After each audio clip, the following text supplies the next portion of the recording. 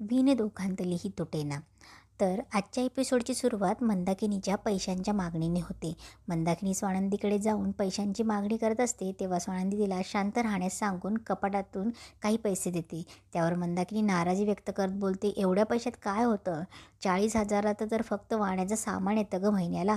घरात छताचं पाणी गळतं आहे आणि रोहनचे पैसे तर अधिराच उडवत आहे. स्वानंदी तिला समजावते की हळूहळू सर्व गोष्टी नीट होतील. दुसऱ्या बाजूला मल्लिका लगेच समरला फोन करते आणि सांगते की स्वानंदीची आई मंदाकिनी अत्यंत विचित्र अवस्थेत घरी आल्या होत्या.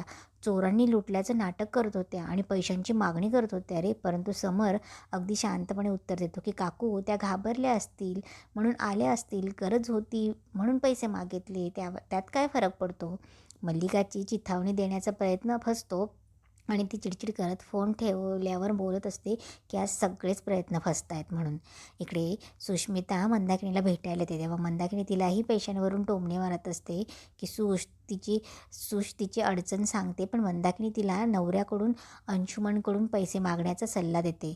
सुश बोलते की ठीक आहे आणि ती बोलते की बघते मी काहीतरी. सुश लगेच अंशुमनकडे येते आणि त्याची खूप स्तुती करत असते की अंशू तुम्ही खूप छान दिसताय आज, खूप सुंदर हँडसम. तुम्हाला माहिती आहे की बायका मला म्हणत होत्या की किती सुंदर दिसतो तुझा नवरा, जळत होत्या त्या अक्षरशः. अंशुमन लगेच बोलतो की स्वीट्स मला एक सांग की प्रॉब्लेम काय, नक्की काय हवं आहे तुला? तेव्हा ती बोल ती बोलते की मला थोडे पैसे हवे होते, अंश म्हणजे मम्माला द्यायचे. तेव्हा अंशू बोलतो की काय तुझ्या मम्माला आणि मी का पैसे देऊ? तेव्हा सुश बोलते की अंश प्लीज ना, अहो तिची अवस्था बघितली नाही का तुम्ही कशी होती?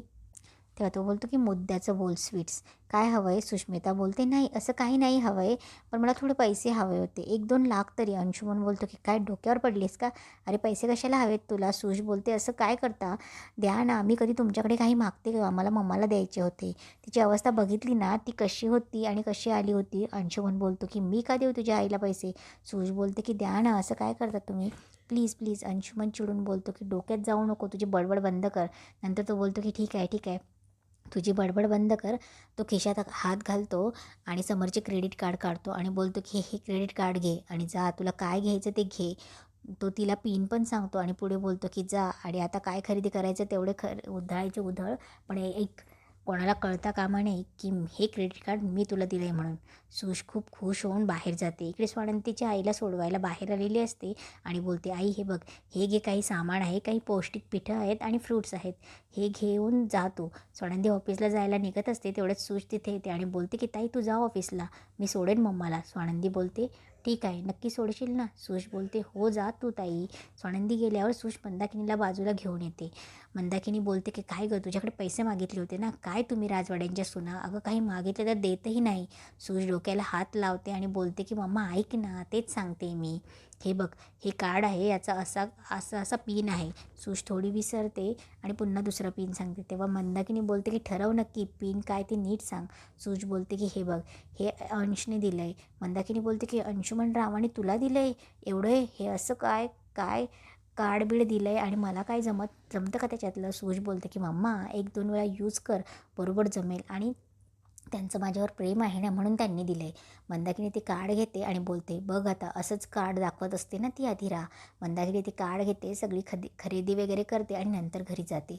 घरी गॉगल वगैरे लावून आल्यावर स्वानंदीचे बाबा बोलतात, काय गं, गाणं बिणं म्हणत कुठे चाललीस तू? आणि ही पर्स, हे कपडे, हे तर नव्हते तुझे, तू तिकडे गेली तेव्हा. मंदाकिनी बोलते खरेदी केली आहे मी. स्वानंदीचे बाबा बोलतात हो तू नेहमीच करतेस, पण हे जरा अतिच होतं आहे, एवढे पैसे आलेच कुठून? मंदाकिनी बोलते म्हणजे अहो तुम्हाला माहिती आहे का माझ्यासोबत काय झालं आहे? ती सगळं सांगते. चोरांनी लुटलं, मी स्वानंदीच्या घरी गेली होती आणि तिथूनच मला ही साडी वगैरे त्यांनी दिली. स्वानंदीचे बाबा बोलतात खबरदार, जर मला असं ऐकायला आलं की तू आता नंदूच्या घरी जाऊन पैसे मागणी केलीस. मंदाकिनी बोलते तुम्हाला माझं काहीच वाटत नाही ना? तुमच्या बायकोला चोरांनी पकडलं, मारलं असतं, ते सगळं सोडून दिलं आणि तुम्ही असं बोलतात. मंदाकिनीची बडबड पुन्हा सुरू होते. स्वानंदीचे बाबा बोलतात हे बघ, मी तुला जेवढं सांगितलं तेवढं, परत मला असं दिसायला नको. मंदाकिनी बोलते राहू द्या हो राहू द्या आणि गॉगल लावून बाबांना उडवाउडीची उत्तरं देऊन ती आत निघून जाते. स्वानंदी आपल्या खोलीत आवरत असते तेवढ्यात समर येतो आणि बोलतो काय, कधी आलात तुम्ही? स्वानंदी बोलते हे काय आत्ताच. समर बोलतो काय हो, मला किती काळजी वाटत होती तुमची, तुम्ही कशाला ऑफिसमध्ये गेलात? स्वानंदी बोलते अहो मी ठणठणीत आहे, तुमच्यासमोर जशी ठणठणीत आहे ना अगदी ठणठणीत. तुम्ही नका काळजी करू. आणि माझी इम्युनिटी पॉवर तुम्हाला माहीतच आहे किती जास्त आहे ते. तेवढ्यात समरला आनंदचा फोन येतो. आनंद त्याला सांगतो की तू सांगितलेला स्टाफ मी अरेंज केला आहे. समर बोलतो ठीक आहे. स्वानंदीशी बोलतो आणि सांगतो तुला. स्वानंदी तेव्हा आजीला हळदीचं दूध द्यायला गेलेली असते. स्वानंदी आल्यावर समर तिला सांगतो हे बघा मी आजीसाठी जसं बॉडीगार्ड ठेवले आहेत ना तसं तुमच्यासाठी मी एक स्टाफ्स ठेवला आहे. स्वानंदीला हसायला येतं. तेव्हा समर बोलतो की हसू नका, मला तुमची काळजी आहे वाटते. काय आहे तुमच्या कामाच्या बाबतीत तुम्ही स्वतःची काळजी घेणं विसरून जाता. स्वानंदी बोलते अहो काही गरज नाही, मी स्वतःला प्रोटेक्ट करू शकते. समर बोलतो की काय तुम्हाला. स्वानंदी बोलते तुम्ही विसरलात का सेल्फ डिफेन्सचं ट्रेनिंग जेव्हा तुमच्या ऑफिसमध्ये दिलं होतं तेव्हा मी होते तिथे.